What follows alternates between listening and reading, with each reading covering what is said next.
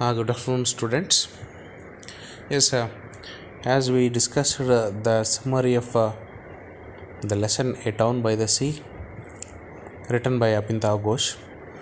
It's a part of essay written in four units. And yes, you should understand the Town by the Sea as an essay or as an article.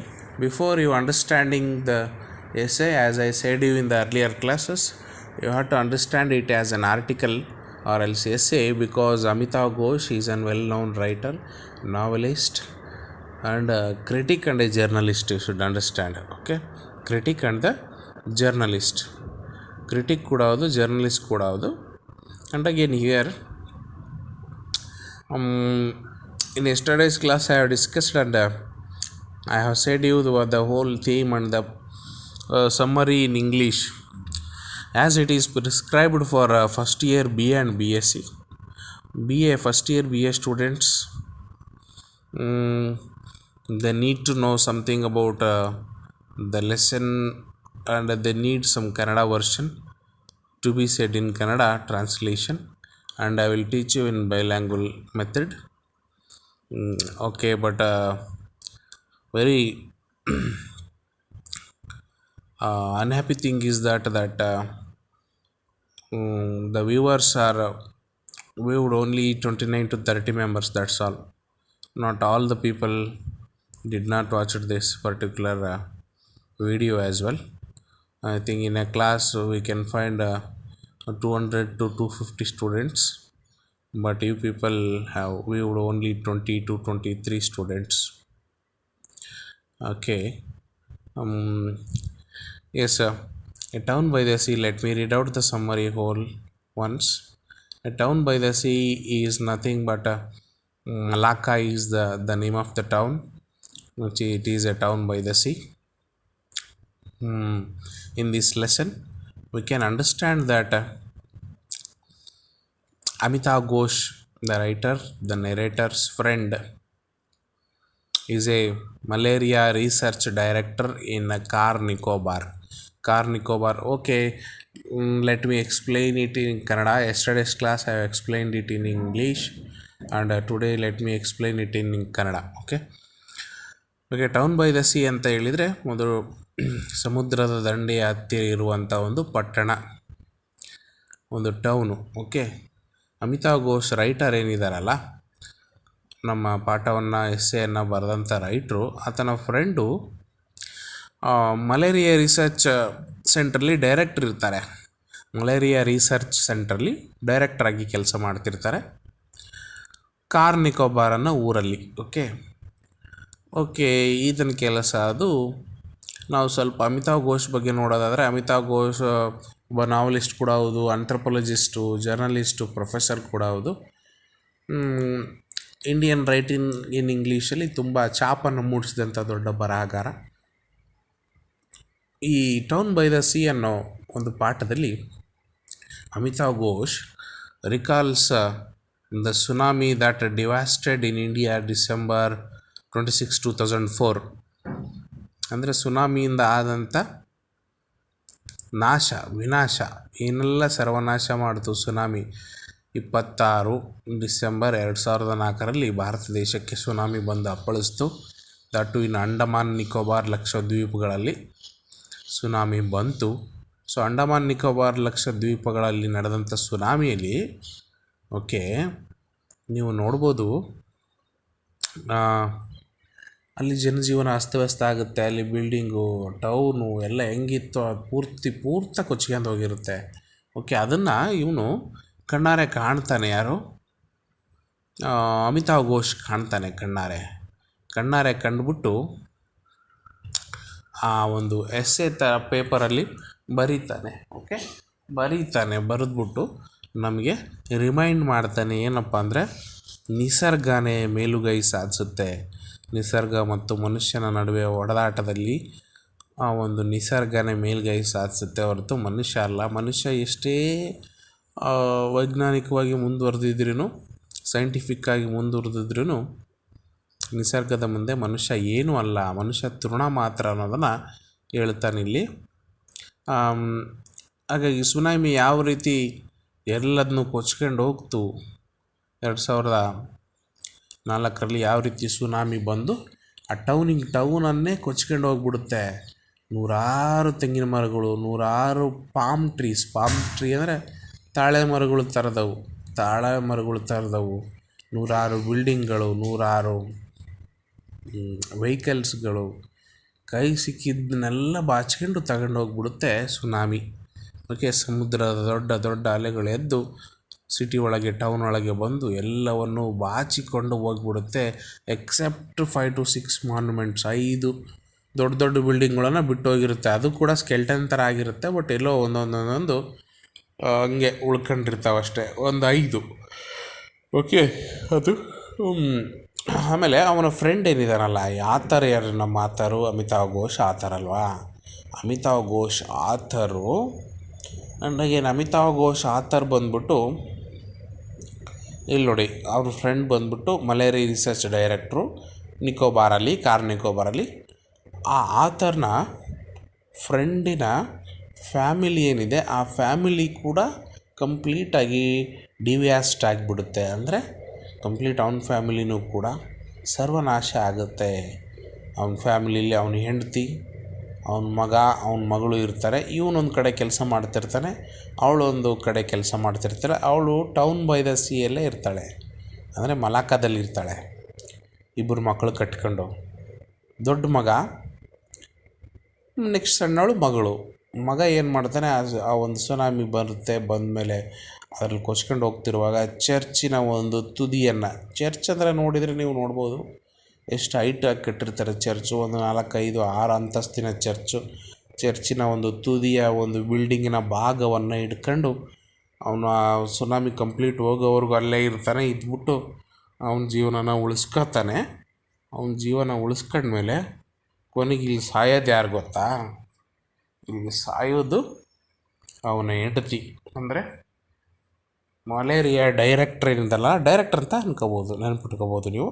ಡೈರೆಕ್ಟ್ರನ್ನ ಹೆಂಡತಿ ಸಾಯ್ತಾಳೆ, ಮತ್ತು ಅವನ ಮಗಳು ಸಾಯ್ತಾಳೆ. ಫೋನಲ್ಲಿ ಇವನಿಗೆ ಹೇಳ್ತಾರೆ, communicate ಮಾಡ್ತಾರೆ ಯಾರಿಗೆ, ಡೈರೆಕ್ಟ್ರಿಗೆ, ನೋಡಪ್ಪ ಹಿಂಗೆ ನಿನ್ನೇನು ಸುನಾಮಿ ಆಯ್ತಲ್ಲ, ಸುನಾಮಿಯಲ್ಲಿ ನಿನ್ನ ಮನೆಯೂ ತೇಲೋಗಿದೆ, ಕೊಚ್ಕೊಂಡು ಹೋಗಿದೆ, ನಿನ್ನ ಮಗಳು ಮತ್ತು ನಿನ್ನ ಹೆಂಡತಿ ಸತ್ತೋಗ್ಬಿಟ್ರು.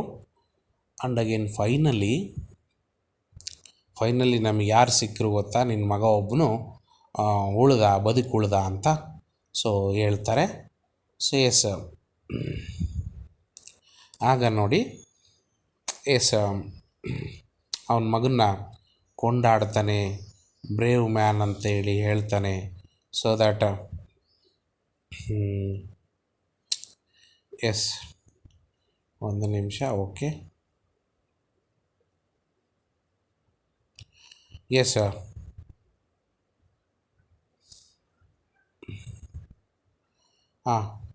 ಅವನ ಮಗ ಬ್ರೇವ್ ಮ್ಯಾನ್ ಅಂತೇಳಿ ಹೇಳ್ತಾನೆ.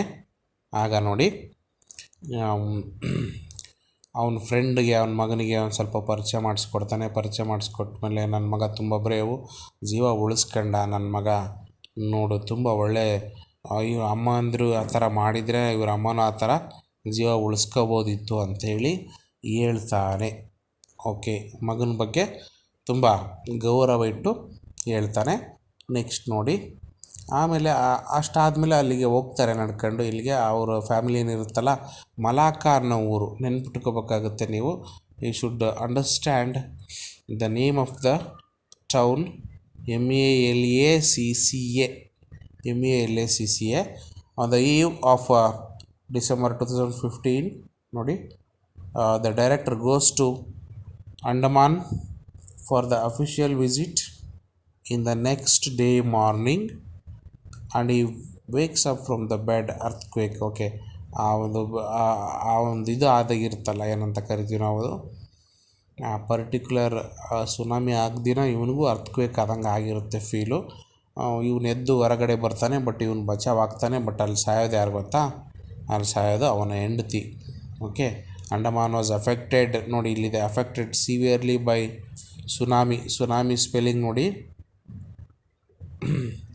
Can look in to the spelling of tsunami. Yes, tsunami spelling TSUNAMI. Okay, ಇಲ್ಲಿದೆ ನೋಡಿ tsunami spelling. Okay, this is the spelling of tsunami. Okay, then next to that you see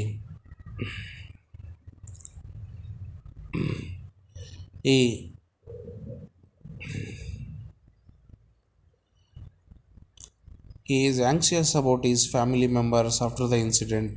Later he comes to know that his 13-year-old son saves his life by clinging into the rafters of a church. Okay, ಚರ್ಚಿನ ರಾಫ್ಟರ್ಸ್ ಹಿಡ್ಕೊಂಡು ಅವರ 13 ವರ್ಷದ ಅವನ ಮಗ ಉಳ್ಕೊಂಬಿಟ್ಟ ಅಂತ ಗೊತ್ತಾಗುತ್ತೆ. 13 years old ಸನ್ ನೋಡಿ, ನಾನು ಮಾರ್ಕ್ ಮಾಡ್ತಿದ್ದೀನಲ್ಲ ಇಲ್ಲಿದೆ. ಅವನು rafters of the church, RAFTERS rafters of the ಚರ್ಚನ್ನು ಹಿಡ್ಕೊಂಬಿಟ್ಟು ಚರ್ಚಿನ ಒಂದು ತುದಿ ಭಾಗಗಳನ್ನು, ಬಿಡಿ ಭಾಗಗಳನ್ನು ಹಿಡ್ಕೊಂಬಿಟ್ಟು ಅವನು ಬದುಕಿ ಉಳಿತಾನೆ. Okay, when the director contacts his son over phone, he informs father that his mother and sister disappeared in tsunami, and the director tells writer that his son is a brave boy. Okay, when the director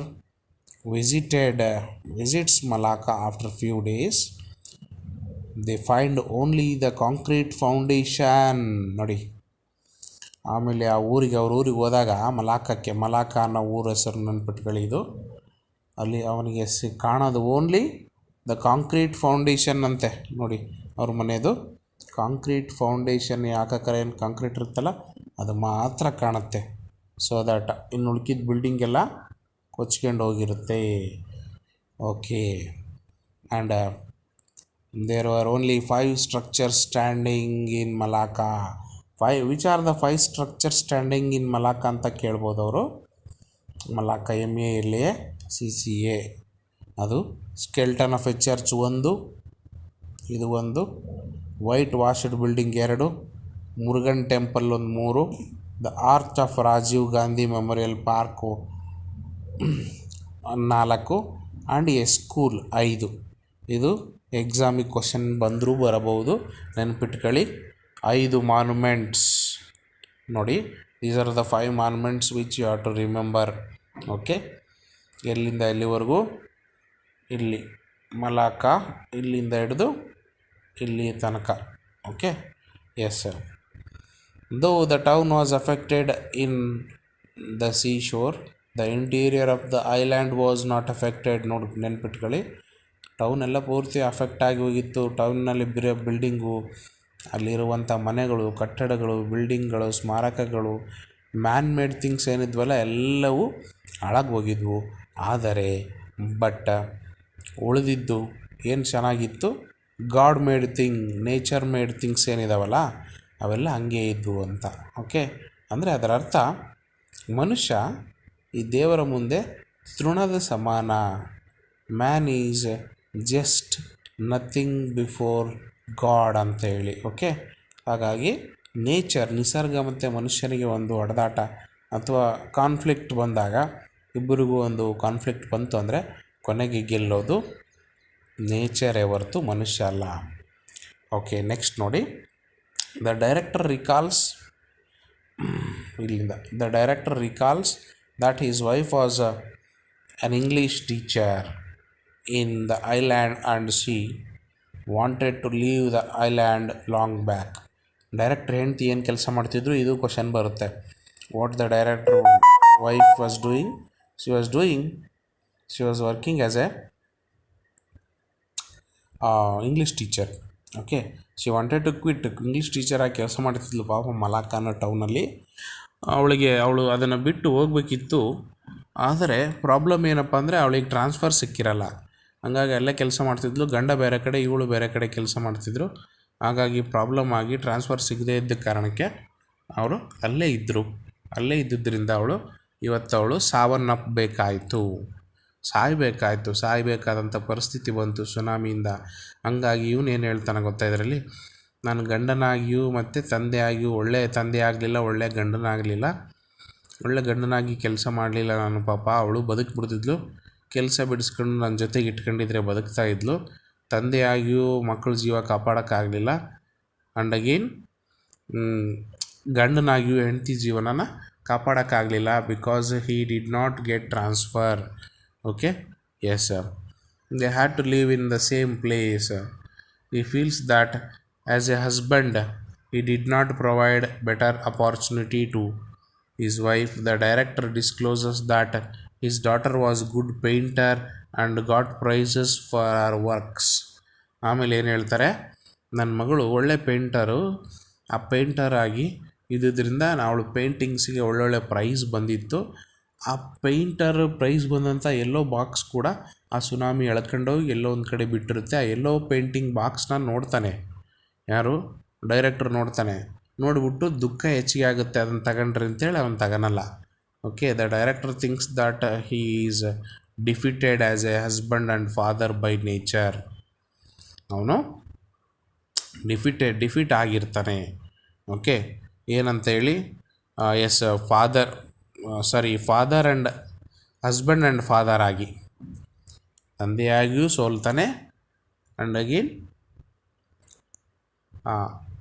ಗಂಡನಾಗಿಯೂ ಸೋಲನ್ನು ಒಪ್ಕೋತಾನೆ. ಅಂದರೆ ನಿಸರ್ಗದ ಮುಂದೆ ಅವನು ತೃಣ ಮಾತ್ರ. Okay, ನಿಸರ್ಗದ ಮುಂದೆ ಆ ಮನುಷ್ಯ ತೃಣ ಮಾತ್ರ ಅಂಥೇಳಿ.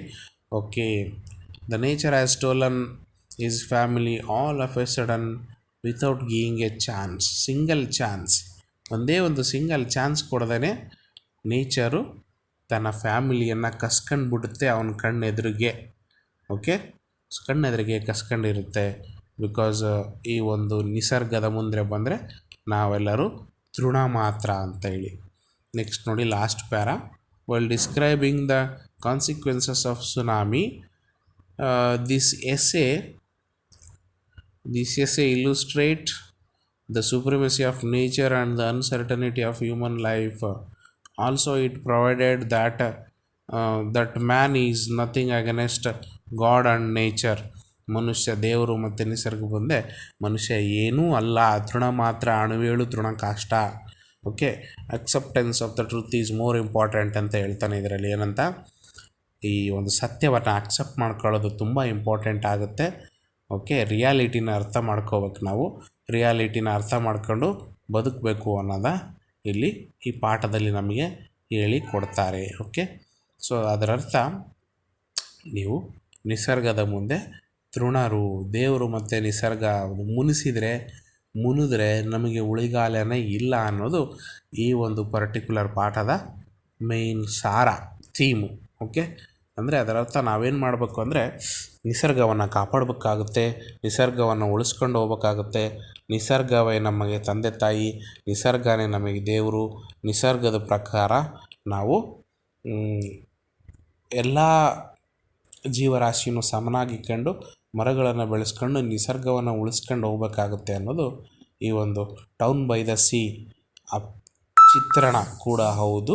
ಆ್ಯಂಡ್ ಅಗೇನ್ ಈ ಟೌನ್ ಬೈ ದ ಸಿ ಏನಿದೆಯಲ್ಲ, ಇದು ಮಲಾಕ ಅನ್ನೋ ಒಂದು ಟೌನಲ್ಲಿ ಇರುವಂಥದ್ದು. ಆ ಮಲಾಕ ಟೌನಲ್ಲಿ ಇರುವಂಥ ಒಂದು ಡಿವ್ಯಾಸ್ಟೇಷನ್ ಏನಿದೆ ಅದು ಕಂಪ್ಲೀಟಾಗಿ ನಮಗೆ ಇಲ್ಲಿ ಕಾಣಕ್ಕೆ ಸಿಗುತ್ತೆ. ಆ ಮಲಾಕ ಅನ್ನೋ ಊರು ಯಾವ ರೀತಿ ನಮಗೆ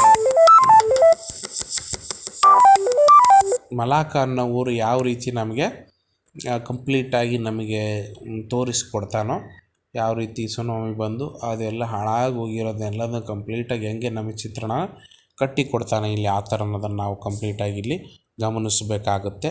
ಆ್ಯಂಡ್ ಅಗೇನ್ ಅದು ಚೆಂದಾಗಿ ಹೇಳಿದ್ದಾರೆ, ಒಂದು 3 ಪಾರ್ಟ್ಸ್ ಮಾಡ್ಕೊಂಡು ಅಮಿತಾವ್ ಘೋಷ್ ಬರೆದಂಥ ಟೌನ್ ಬೈ ದ ಸಿ ತುಂಬ ಚೆನ್ನಾಗಿದೆ. ಸೊ ದ್ಯಾಟ್ ನಾನು ಈ ಸಮ್ಮರಿ ಪಾರ್ಟನ್ನು ನಿಮಗೆ ನೋಟ್ಸ್ ಮೂಲಕ ಹಾಕ್ತೀನಿ. So that you can go through that. Okay, ಇದನ್ನು ಇವತ್ತೇ ರೆಕಾರ್ಡ್ ಮಾಡಿರುವಂಥ ಆಡಿಯೋ ಮತ್ತು ವಿಡಿಯೋ ಕೂಡ ಹೌದು. Okay, thank you one and all. ಒಂದು ನಿಮಿಷ.